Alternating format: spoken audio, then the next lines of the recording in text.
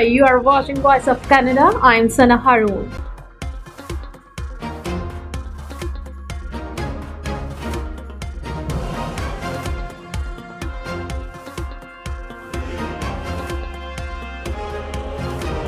People who know and worked with Mary Simon explain why she is an excellent choice to be the next Governor General as a leader and advocate for Indigenous people. The Ituk was very excited to learn Canada's 30th Governor General will be someone she knows well. As a child, Mary Simon was her role model. Simon's stellar career includes a stint as president of the Makivik Corporation. Its current head says the appointment puts Inuit on a global stage. And even younger Inuits see this as a new day for their generation, and encouraging words from the new appointee herself, who says Canadians need to learn about their history and that everyone must work hard toward the promise of a better tomorrow. Some living near Lytton believe the fire was caused by a burning train seen near the British Columbia village the afternoon of the fire. They say not enough is being done to keep vegetation and local communities safe.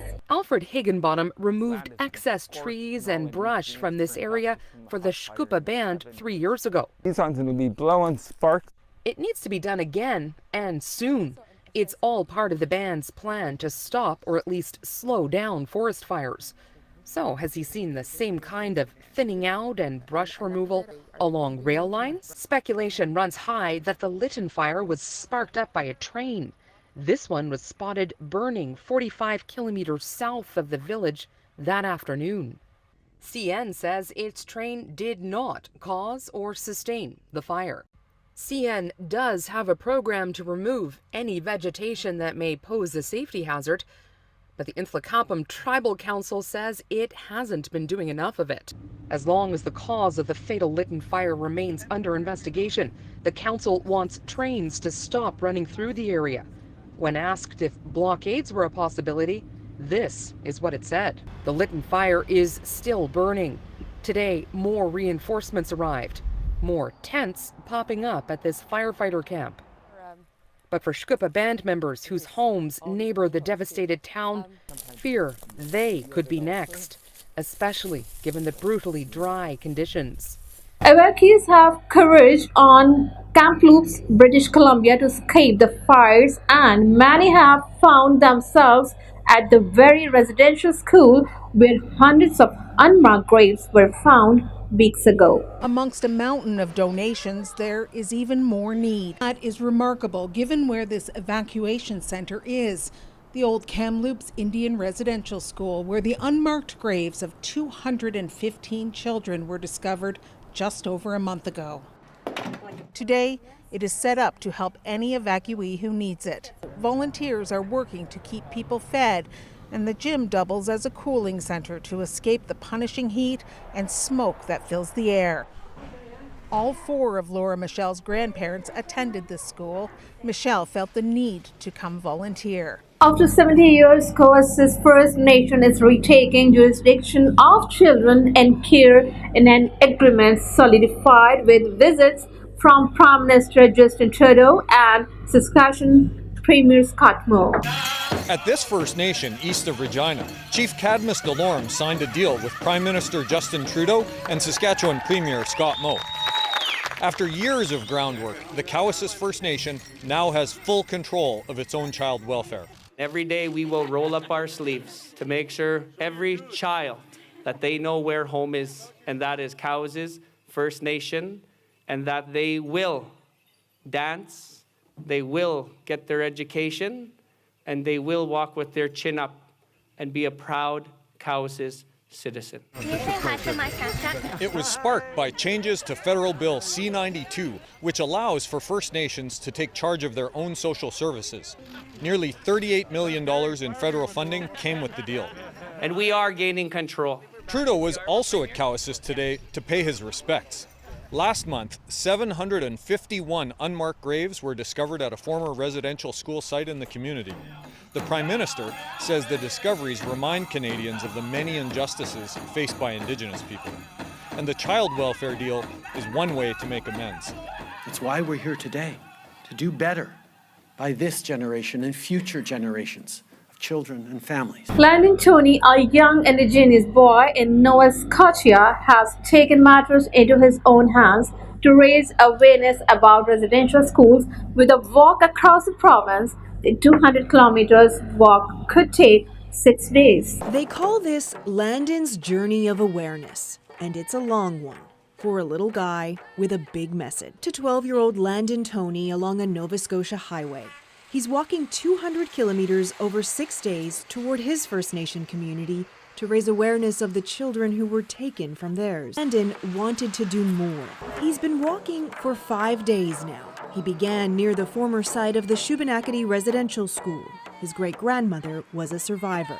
Today, her children met him along. He hopes to complete his walk tomorrow, but his journey of awareness won't end there. He's raised more than $15,000. We're gonna try to donate the money to different schools to make Mi'kmaq classes and stuff so they can teach more about the residential schools. His mission rooted in the belief that Canadians still don't know enough about residential schools, something he's determined to help change. Several First Nation families are filing a constitutional challenge in the Supreme Court of British Columbia over a process called enfranchisement. Their families lost their Indian status generation ago when they traded it in for Canadian citizenship, which allowed them to vote, own property, and avoid residential schools. Even though Nadia Salmanu is a citizen of the Haida Nation, she doesn't qualify for Indian status. But Salmanu's great-grandfather, Wilfred Laurier Bennett, gave that up in 1944 under a process known as enfranchisement, a difficult choice to renounce his Indigenous heritage, gaining Canadian citizenship in order to spare his descendants from residential school. Their lawyer says the Indian Act continues to discriminate against the descendants of women. Pressure for a papal apology for the Catholic Church's role in the residential school is growing with the discovery of other unmarked grave sites near the location of a former residential school, this time near Cranbrook, British Columbia. Childhood items line the entrance of the former St. Eugene Mission Residential School, honoring the nearby discovery of 182 unmarked shallow graves. Clear exactly who was buried here, children or adults, or how or when they died. But what is clear, the revelation is igniting further anger and calls for action. The Prime Minister says there needs to be accountability. Governments have their role to play, and the Justice Department no doubt will have its role to play as well. But Justin Trudeau also says the Roman Catholic Church, which ran St. Eugene's, needs to take responsibility. That's what people are expecting. I think it is a good piece of news that there are going to be meetings with Indigenous leaders with His Holiness.